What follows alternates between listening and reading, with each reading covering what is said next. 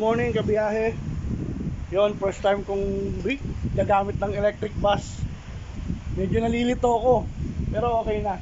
Diyan nalilito lang ako sa loob. Problema lang dito yung side mirror talaga. So yon, ito na yung ano niya, charging niya. Ito na, nagawa na. Gloriana Zone D. Ang ano ko, maaga ako masyado, alas 5:30 pa lang eh. 6:05 ang depart ko, puro 31 lang biyahe. Ano, 100% electric. First time ko bibiyahe ng electric bus. No. Yan, si Morocco, si Chechek. Bus number ko is 206. Yan. First time, medyo nakakalito lang naman dito yung ano eh, yung side mirror. Pero yan, dito na nakalagay lahat ng electric eh. So yun, tapos dito kami sa ano, dipo ng Zone D. Ito yung ano, nilalakaran namin dyan. Yan yung Nissan, no. So yung kabiyahe.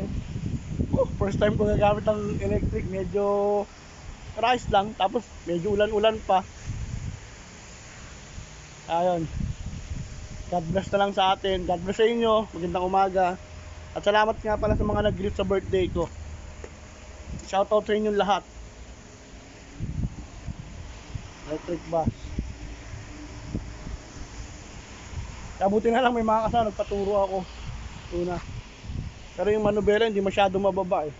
Guys, ano ko kayo dito sa ano, sa loob.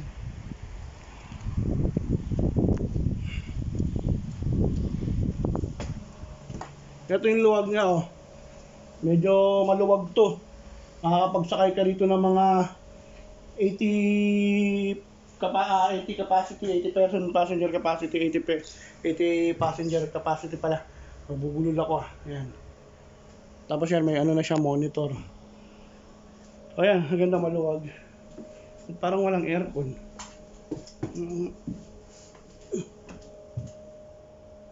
Hindi gumagana yung aircon eh. Binuksan ko na eh. So, dito lang kabiyahe. Ciao, mamaya ulit. Later.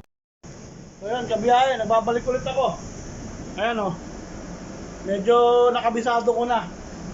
Mahirap lang talaga yung mirror. Mahirap yung mirror niya. Medyo madaya talaga. Ito yung pinaka side mirror niya, yan o.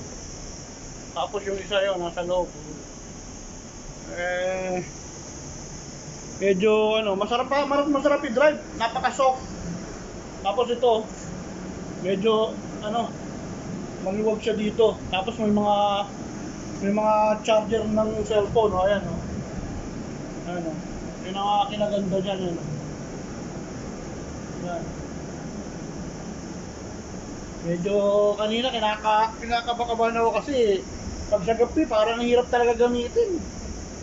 Ang hirap niyang gamitin sa gabi talaga. So yun lang. Kabiyahe at break time ko. Late na late eh. Ciao.